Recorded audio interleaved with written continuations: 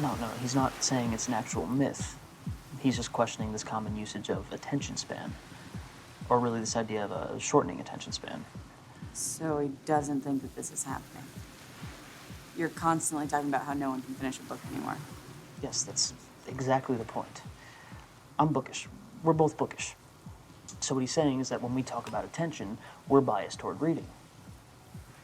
Like, I had this professor who used to go on and on about the idiocy of video games. He talked about how his son would play for hours and that he once tried playing with him, but found it completely dull after just a few minutes. Now, if this was reversed, if the son was talking about how his dad would read for hours and he once tried reading with him but found it boring after a few minutes, well, we would accuse the son of having a short attention span, right? But why don't we accuse the professor of having a short attention span? Because it's not about attention for him, it just seems idiotic. Yeah, but what if that's exactly the case for the son?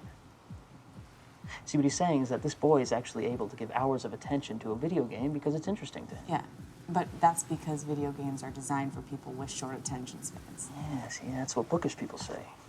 But no, what this guy is saying is it's not a matter of attention, but of interest. The professor doesn't have patience for the video game because he's not interested in that kind of experience. In the same way that the son might not be interested in books. And it's not that he doesn't have the ability to pay attention. Clearly he does. Like the professor, he's able to pay attention for hours if he finds something interesting.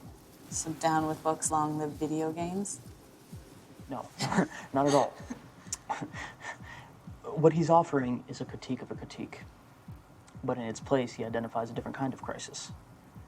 Not the crisis of attention, but the crisis of interest.